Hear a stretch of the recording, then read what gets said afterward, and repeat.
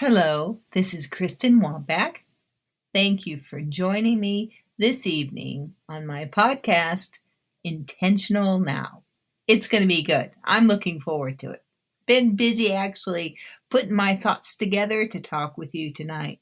It's interesting how, I get a little nervous, but it'll settle down, and I know that you're listening, and the house is quiet. My goodness, here in Corvallis, Oregon, we are having a heat wave.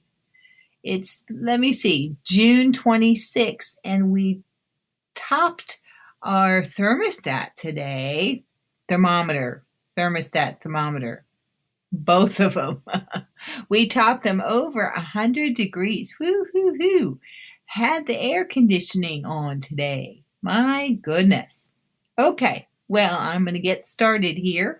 I really value that you're spending this time with me. I encourage you, if you haven't already followed me on the podcast, please do, because then you'll be the first one to know when I have a new episode available. Also, I invite you to check me out at kristenwambach.com, where you can see everything that I'm up to, all the things that I'm doing, what new products I have in the store. And also, you probably didn't know, but my entrepreneurship, you can visit us at rabbittrailsupply.com. We have created some really cool things if you are just totally addicted to feeding your backyard birds. There you go. Enough of my infomercials. Let's get started. So the last time, if you didn't catch last time's podcast, I encourage you to go back and listen to the podcast called Brave. It's very touching to share it, and I've had some very touching comments from some of my listeners, and I really appreciate it when you guys comment, when you reach out, ask me questions, give me encouragement. It helps so much. So one of the things that I promised that I would help you and share with you, how do I frame up? How did I frame up the book? How did I get it organized? How did we focus? And that's where we began in chapter 2 of In the Beginning, God. But even before I get to the point of sharing with you, how do you put all your collected thoughts together and then move forward, I want to talk about how important it is to have that vision solidified in your heart so that you know what your end result is, where you're going, what you want to say. And so this evening, I have also written a coordinating blog post that I'm going to pop off of here tonight. So I am talking about the unfinished book, and yes, you can get it wherever you get your books. On Amazon, you can come to kristenwambach.com, and if you do, I'll sign it for you. Wouldn't that be fun? Okay, so I'm going to read a little bit, and then I'm going to chat about what I wrote, okay? So the unfinished book is the journey of massive freedom. Massive freedom. It's my memoirs of how did I get from point A to point B, because today I'm at point C, but there was a whole lot of changing and transformation in the middle there. So that freedom, that massive freedom, was freedom to discover God. I ask questions, I hear answers, and yes, I mean I hear from God.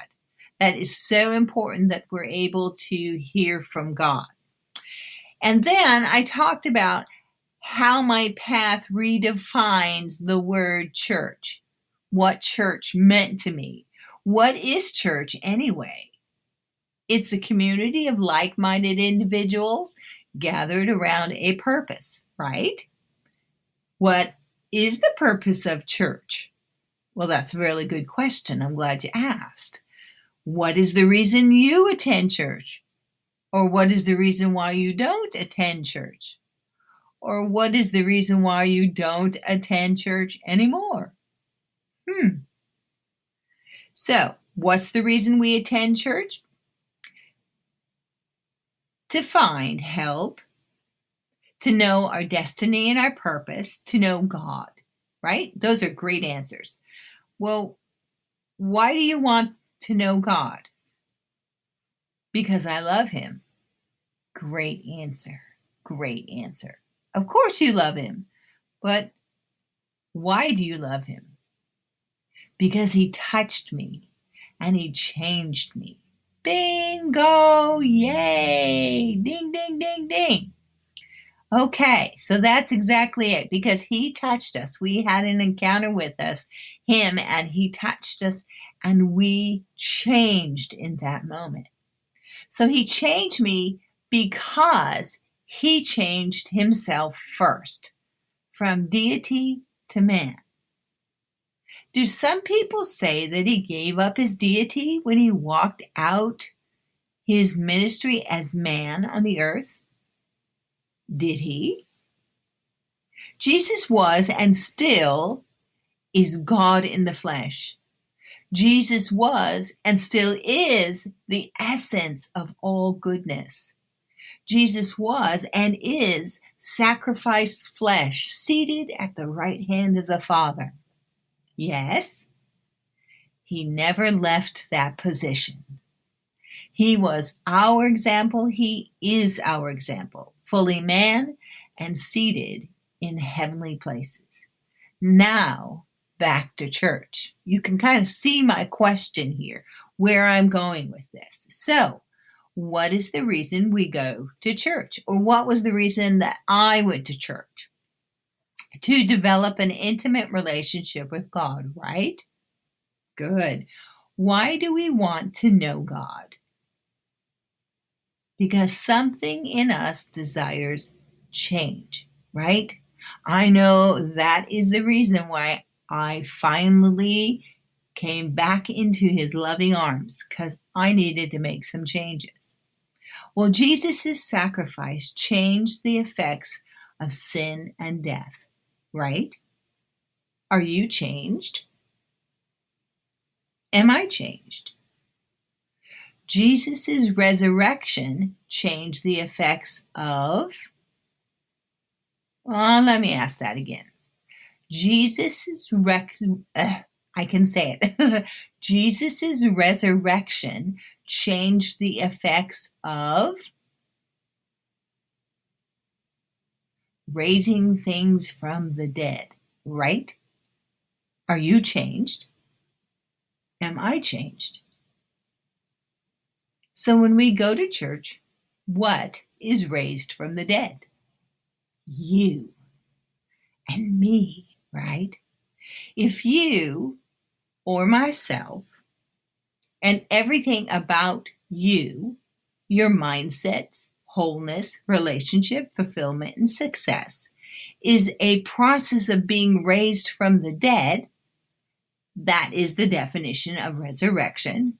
We call that a resurrected life, correct? Good. Well, how's it going? Pause, pause, pause. Yeah. So when you have a conversation with Jesus, where is he? Is he still on the cross? Or is he seated at the right hand of the Father? So when you have a conversation with Jesus, where are you? Still on the cross? Or are you seated at the right hand of the Father next to Jesus? And where would that be? Let me ask that again, okay? And where would that be? I think it's worthy to say again. Here we go. You are having a conversation with Jesus. Where are you? Where is your spirit speaking to him? Heaven, right? No, Kristen. I'm sitting here listening to you right now. Okay, I heard that. So how's that working for you? May I carry those words, that thought, over to the resurrected life area? Now, that is a yes or no question. We can't do any caring without your agreement one way or another. Let's move on. So, may we look at this from a different perspective? Church. Can we shift, okay, in parentheses, a community of like-minded individuals gathered around a purpose? Can we shift church to a resurrected life? Another yes and no question. Well, can we? Time to introduce a new word into the conversation. Ecclesia. The definition of ecclesia is the gathering of citizens called out from their homes into a public place, a governing assembly recognized by heaven. So, where we choose to gather, whether we call it church or ecclesia or organization or home church, would you say that your gathering of people is recognized by heaven? Recognized as a governing assembly? Kristen, you lost me. What do you mean? Okay. I love questions. Thank you. We agree Jesus is seated at the right hand of the Father. Amen? My conversation states, the one I'm talking about here, that is where we are also seated in heavenly places with Him, correct? All right. So, where are we gathered with the people in His name, the church, focused on living a resurrected lifestyle? That means our mindsets, wholeness, relationship, fulfillment, and success. Are we also seated and recognized by heaven? Yes or no? Well, the word recognition means identification and acknowledgement. Let's unpack that just a bit more, okay? All right. So together we can build a picture that equals many words. I like to do that. I like pictures anyways. I'm very, very visual. Oh, just another little infomercial. If you've already purchased the unfinished book, I'm just reminding you that I have blog posts for each one of the chapters that shows personal journal notes, photographs, and pictures and testimonies of what I wrote. So make sure that you go to my website, KristenWombeck.com, and you go to the unfinished book, and it says start here. And then when you're reading through the chapters, you can see my pictures and my journal notes. It'll really help give you a visual when I'm describing things to you. Okay, now let's unpack this a bit more, okay? Together, we're going to build a picture that equals many words, okay? So I love the simplicity behind a box of crayons. Imagine kindergarten style, okay? And imagine that I drew a picture of several colorful chairs and they're placed in a circle. You can imagine that, right? Just take a moment. There's red ones and blue ones and yellow ones and green ones, and we're all in a circle. Also, seated within the circle are God the Father, and of course, Jesus is seated next to Him. And we, you and me, all sit down on our chairs in a circle. We're just chilling and hanging out, right? Can you imagine that? It's an easy picture to imagine. Chairs in a circle. I'm sitting down, you're sitting down. There's Father and Jesus. And there are other people there, right? So let's remember the definition of recognized, identified, and acknowledged by heaven.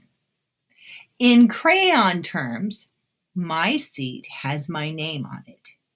God and Jesus, they have names on their chairs. And in this place, I can also see the other chairs with names written on the back, like Sally and Johnny and Sam and Megan and Pete and Robert and Ashley.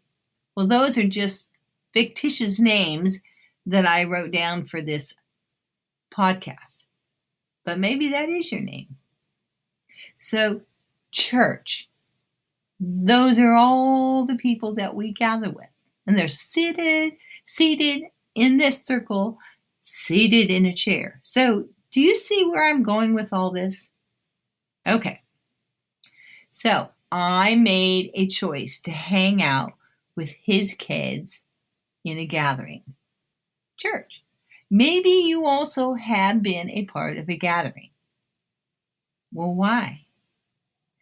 Because he changed me. And because he changed you. Remember? That's why Jesus developed church, to be together as a family. And so because he changed me, that was my love statement. And that's what transformed our lives right there. Because we had a statement of love. We felt him reach out and he touched us. And in that touch, he changed us. So I'm going to go all the way to the back, to the top of all of this. Because that's why I wrote the unfinished book. Because I started showing up and taking a seat in my crayon-colored chair. And I was seated in heaven. And in the unfinished book, I tell you all of the awesome things that happened and all the not so pleasant things that happened on that journey to go sit in that crayon-colored chair. And when I started sitting there, I identified with heaven. I acknowledged with an experiential knowledge of his resurrection in me. I was where Jesus was. He was seated at the right hand of the Father in his kingdom as king. And now I'm seated there. So heaven also identifies me. And heaven also acknowledges me because I'm there. So I wrote the unfinished book because the crayon-colored chair next to me, it has your name on it.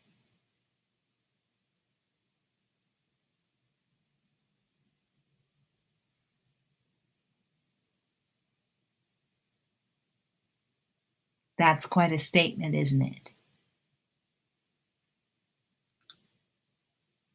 Ooh, a fun little button, a drum roll. Yeah. It has your name on it, sitting next to me. And that's why I wrote the unfinished book. Because it was so important. If I saw your name there and I knew and I experienced heaven, I needed to just share how I got there. What transpired in me, that touch that Jesus changed my heart. And the years that I journeyed and kept loving on him and kept learning by his love. And that's why I wrote the unfinished book.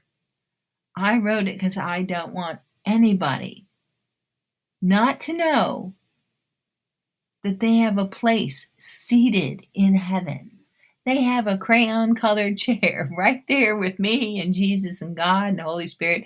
And oh my goodness, there's so many other fabulously wonderful and brilliant things to discover in heaven. And it is just as easy as when I asked you to imagine me drawing with crayons that picture. That is how easy it is to turn into him. So, I trust that this blessed you today. I trust that this gave you something to think about, to chew on, that encouraged you. It always encourages me. to talk to you. Now, you gotta ask me a question, right? All right. I almost forgot. Oh, by the way, I'd really appreciate it. Remember, if you follow the podcast, you push that little button there, then anytime, I do another podcast, you will get an email and you'll know that I have something new and you get to come and listen. So, yay! And I love your comments too. They're really awesome. So, your question. Okay, give me a minute. Somebody asked me a question.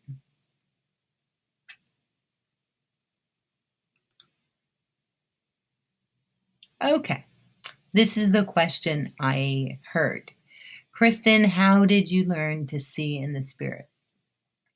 I learned to see in the Spirit because of love. Because I spent time on a consistent basis talking with Jesus, listening to Jesus, yes, reading my Bible, and all the unique ways that he comes and he touches me and teaches me and instructs me, and that's including the cloud of witnesses. So I just believed him when I saw something in my spirit. I saw something in my mind's eye. I just believed it was Jesus. And the more times that I took that little step of faith in just believing that that was Jesus, every time he showed me, if I saw, so let's use our imagination again. Say I saw in the spirit, it's much like having a vision, except for a vision is like a movie that can turn on and off, right? But heaven is alive. So when he shows you something, it's alive and you can always tune back into it and see more. So I can imagine easily outside of my office window here, there are large sweet gum trees. And I can imagine a dove landing in one of the branches. Now that I've described it, you can imagine that too, right? That's how simple it is. So when you see an imagination, just simply ask Jesus, Jesus, this is what I saw. I saw a dove sitting in my tree. And you'll feel in your spirit, he's going to go, yes, you did. And so the more times that I had that conversation with him, I'd ask him and I'd say, this is what I saw, or this is what I perceived. Let's use the word perception, because some people are stronger at feeling things. So if you feel something, then just take that feeling and say, Jesus, I feel a whole bunch of peace in this room. And then the same thing, just Jesus is going to say, yep, you feel a whole lot of peace, and just keep going into that peace, because peace feels like something. Peace could feel like a warm blanket wrapped around your shoulders.